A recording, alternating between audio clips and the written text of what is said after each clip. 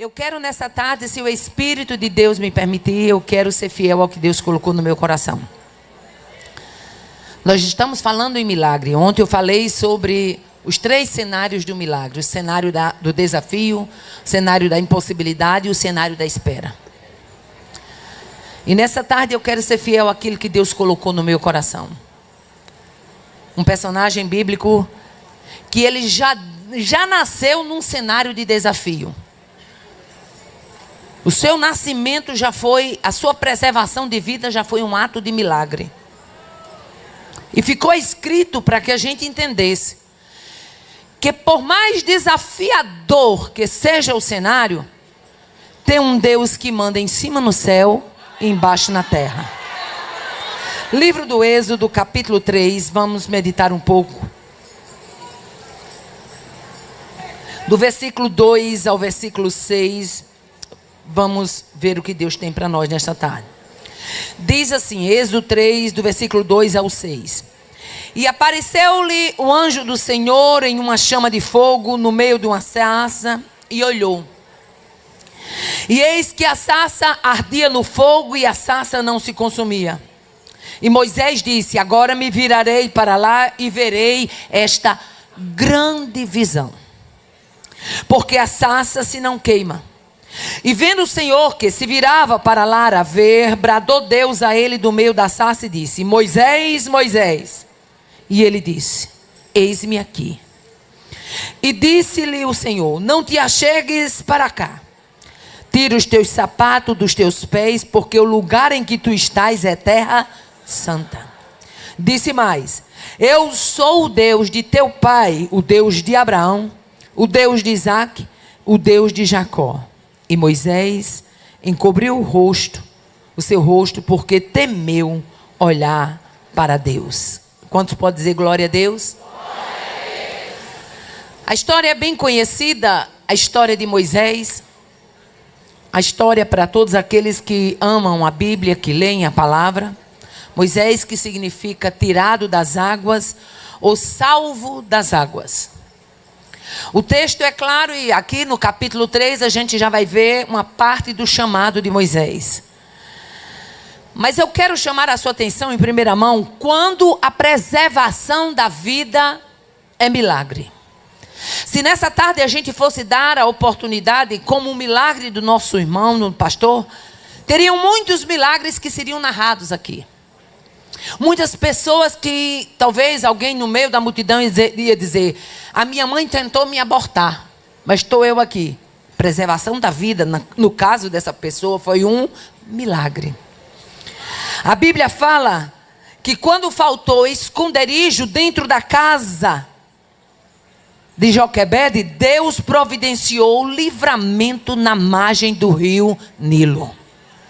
A perseguição troava no Egito. Moisés nasce num cenário de perseguição egípcia. Moisés nasce num cenário de opressão faraônica. E é nesse cenário onde parece que tudo vai se tornar nulo, onde parece que nenhum projeto vai ser desenvolvido, que Deus resolve preservar a história do libertador do povo de Deus no Egito. Quando não podia mais crescer dentro da casa materna, a Bíblia mostra que Moisés foi crescer lá dentro do palácio do perseguidor, mas cresceu.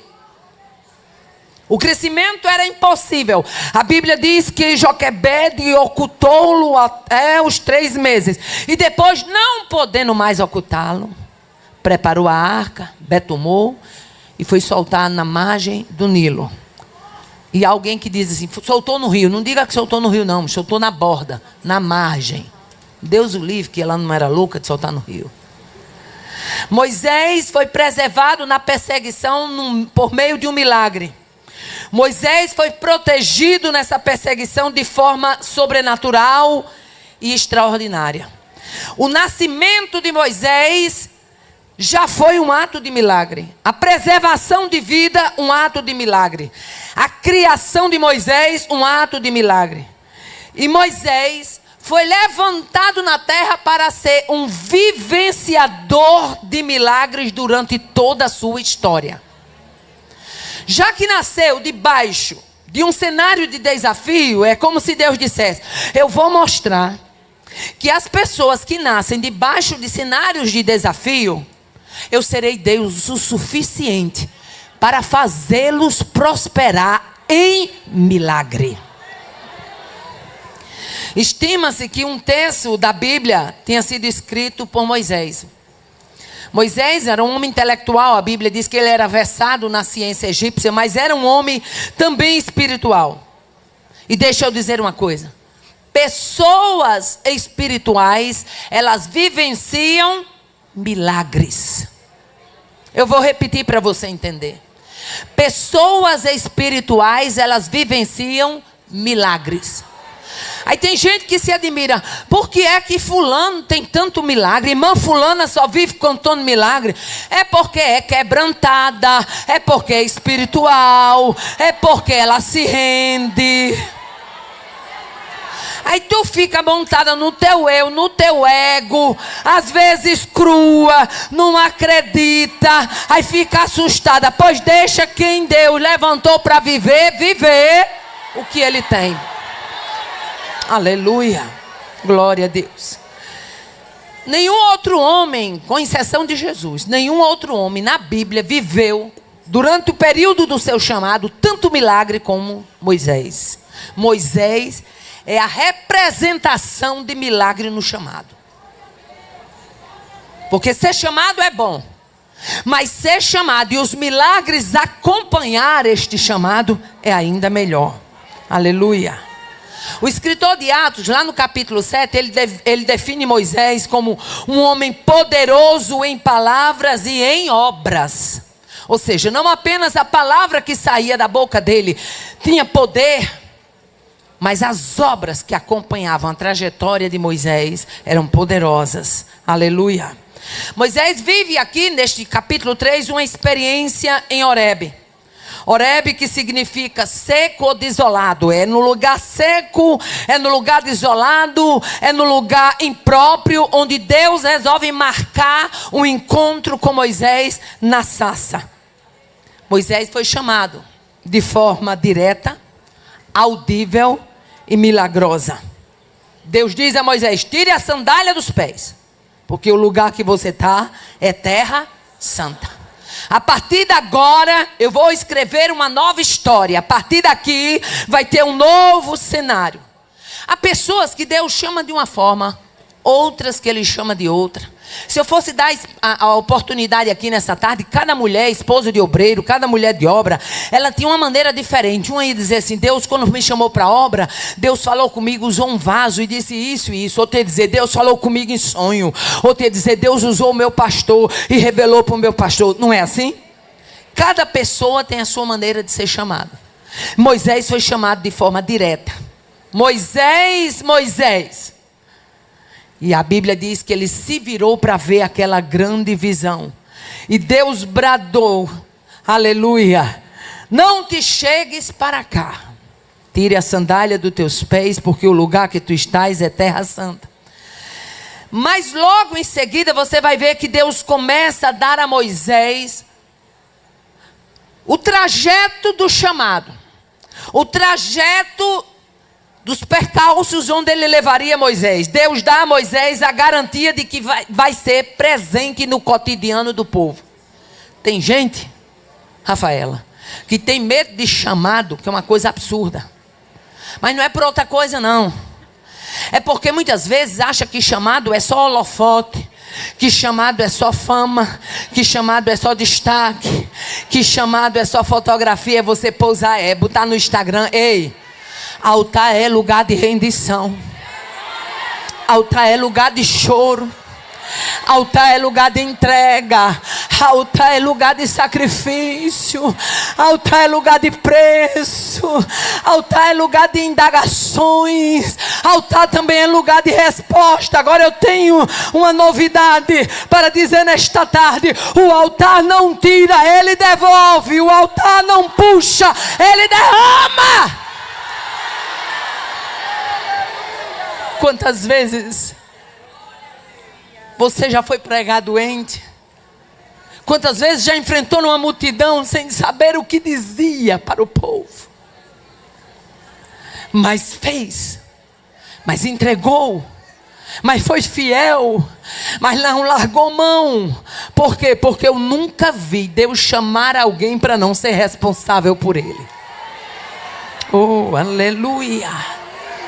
Deus dar a Moisés a garantia de que seria presente no cotidiano. Deus chama Moisés e no versículo 7 e 9, Deus diz nesse capítulo 3: e disse o Senhor: tenho visto atentamente a aflição do meu povo que está no Egito. Tenho ouvido o seu clamor por causa dos seus exaltores.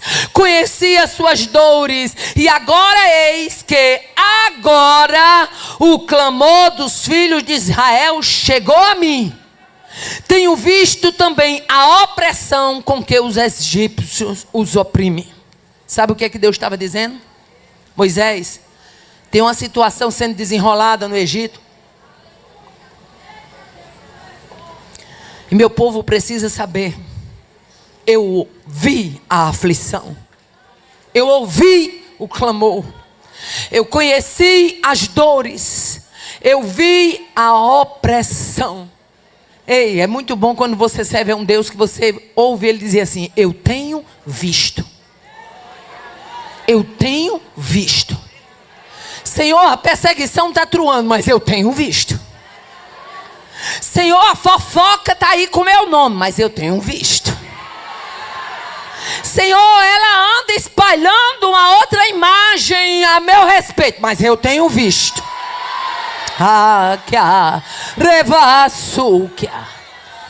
Faça quem quiser, pise na bola quanto quiser. Agora fique sabendo que na hora que Deus coloca a mão e puxa o carretel, nem para frente nem para trás, vai ter que ficar paralisado para receber o que Deus está entregando aqui. Deus dá a Moisés a garantia. Deus se revela como Deus que intervém. E não apenas intervém, Ele intervém, opera, resolve. Aleluia. No versículo 8 e 10 ele diz: portanto, desci para livrá-lo da mão dos egípcios e para fazê-lo subir daquela terra para uma terra boa e larga. Desci para livrar. Moisés, até agora eu vi a aflição, até agora eu escutei o gemido, até agora eu vi a opressão, mas a partir de agora eu desço para livrar o meu povo. Oh, eu devia ser. Você serve a um Deus que muitas vezes parece até que ele não está escutando. Ele deixa a corda solta, quer para o camarada ganhar asa. Faraó ganhando asa, achando que podia resolver na base da chibata. Levanta exatores, persegue o povo. E Deus lá de cima olhando, dizendo: mas menino, olha a arrumação de Faraó. Faraó, tu não mexe com minha mão porque tu não suporta nenhum peso do meu dedo. Rebai devia ser. Não se preocupe se o cenário parece irreversível. Se no momento a situação parece sem resposta. Você está no congresso de milagre. E se você está no congresso de milagre, Deus nesta tarde te chama. Venha viver o milagre. Venha crer no milagre. Venha entender que eu sou o Deus que intervenho, resolvo e opero livramento. Aleluia. Deus disse: eu vou levar este povo, aleluia, a terra mana leite e mel. É terra do lugar do cananeu, do eteu, do ferezeu. Vem pois agora, e eu te enviarei a Faraó para que tire os filhos de Israel do Egito. A Bíblia não diz, mas eu creio que na hora o joelho de Moisés bateu um no outro. Sabe por quê? Enfrentar Faraó, enfrentar uma potência como o Egito.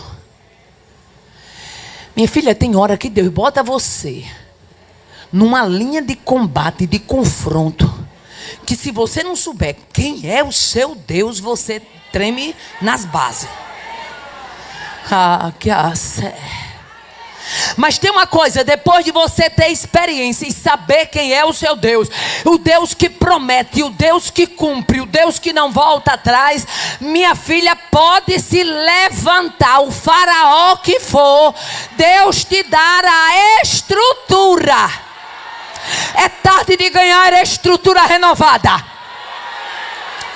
É tarde de avançar, porque Deus vai levantar para esta última hora da terra uma igreja encorajada, que saiba que Faraó não pode ficar de pé. Faraó tem que se render, porque o povo do Senhor vai marchar na terra.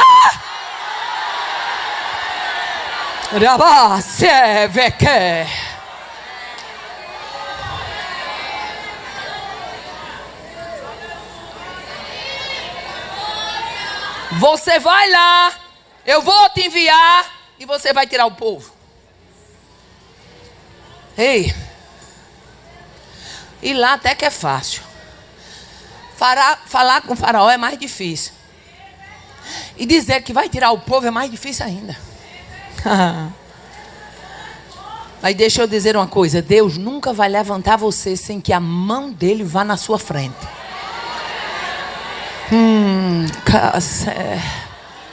Eu não acredito que depois de 2 semanas de congresso de milagre vai ter mulher ainda chegando aqui dizendo: irmã, eu estou orando, mas eu estou cansada, eu estou achando que Deus não vai fazer, eu estou esperando demais. Não, se você vai tomar 2 semanas de biotônico fontoura do céu aqui, e você vai sair daqui fraca, aí eu vou dizer uma coisa para você: é caso para UTI, porque o que Deus está derramando, usando cada uma das mulheres que estão aqui, é para você sair daqui crendo no milagre, batendo um pé só e tomando posse do território.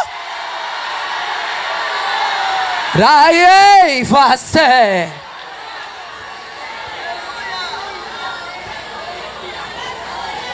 Moisés não foi na força de Moisés.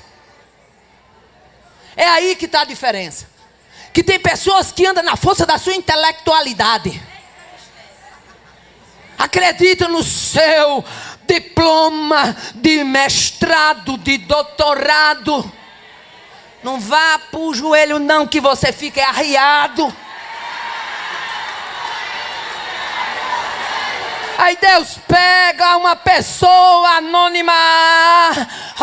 Eu amo quando Deus surpreende a sua igreja.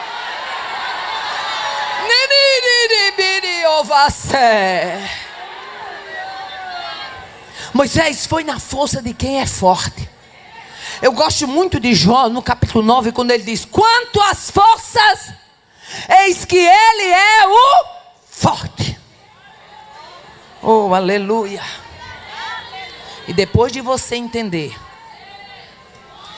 que quem está do seu lado é forte, você enfrenta Senaqueribe, você enfrenta Faraó, você enfrenta dragão, você enfrenta He-Man com She-Ra, a tropa toda levantada, metida forte.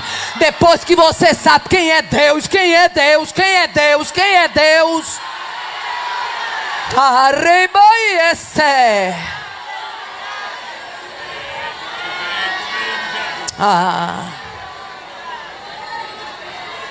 Moisés vai a Faraó.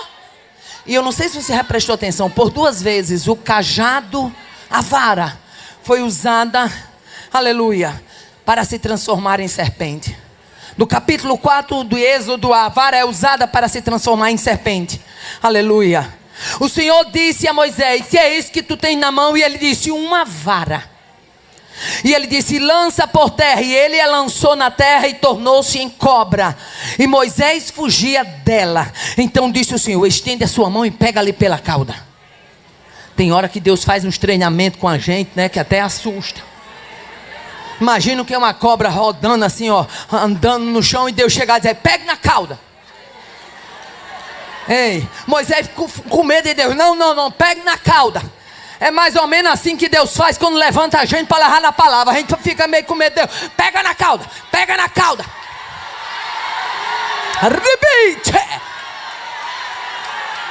Deus quer levantar mulheres encorajadas para esta última hora.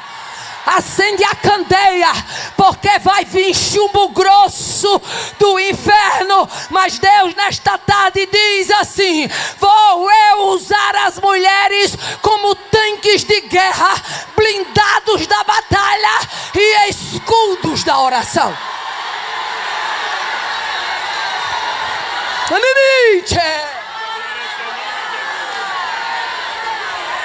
Da sé.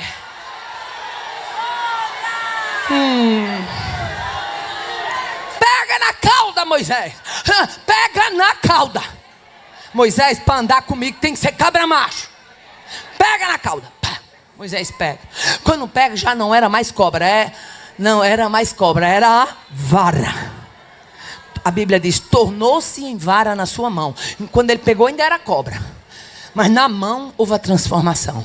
Sabe por quê?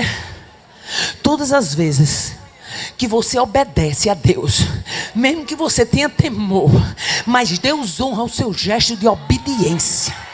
Moisés vai pegar com medo, mas quando pega, se transforma em vara. Você está pegando a visão aí? Você está pegando a visão aí? Vai lançando fora o medo, vai lançando fora a dúvida, vai lançando fora. Deus quer fazer maravilhas.